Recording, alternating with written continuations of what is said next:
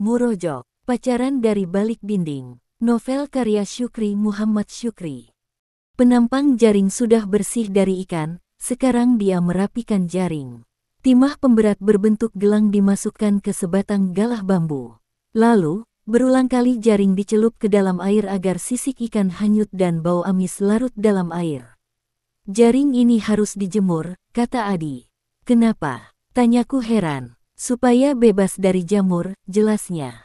Apa resikonya jika berjamur? Tanyaku. Nilon ini bisa lapuk, tambah Adi.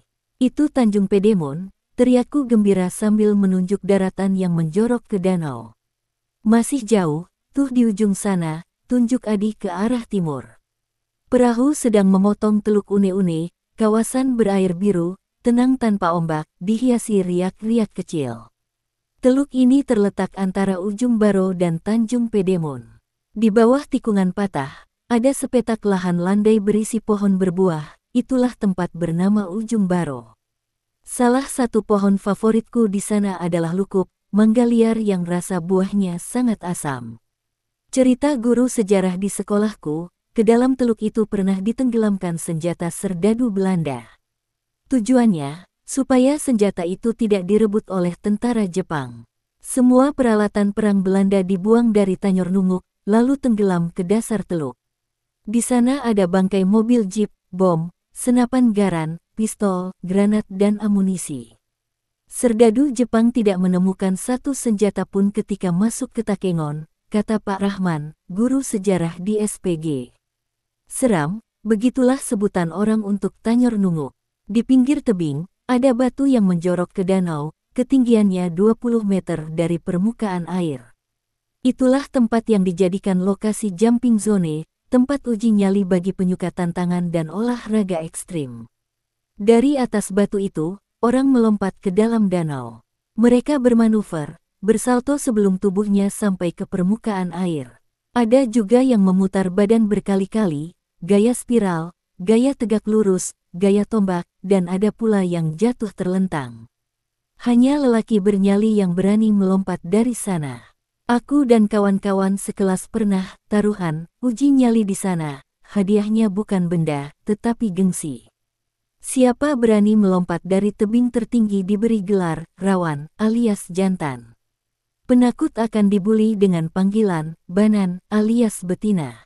Bagiku, buli itu sangat mengerikan. Namun, akibat sering dibuli sebagai penakut, aku orang pertama yang menyatakan siap uji nyali. Bermula dari ide Harry, siswa ternakal. Dia menantang 20 siswa melompat dari Tanjor Nunguk. Tidak ada respon, lalu dikompori oleh 12 orang siswi cantik, para bintang sekolah. Siapa yang jantan, buktikan nyalimu. Tantang Harry sambil meminta dukungan dari para bintang sekolah.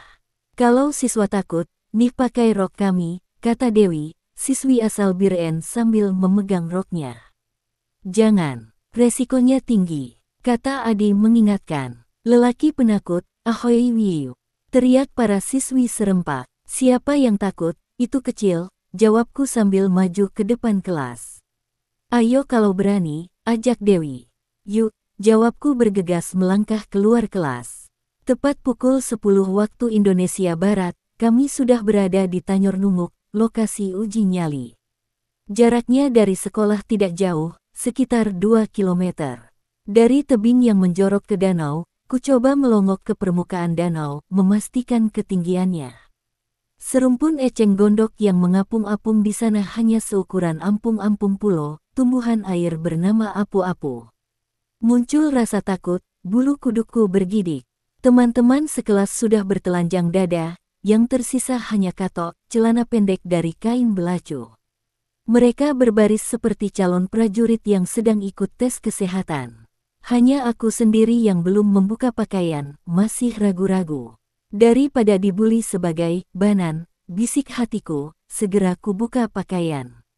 Penakut, penakut, penakut, teriak siswi mengomporiku. Siapa bilang penakut? Kataku dalam keadaan sudah telanjang dada.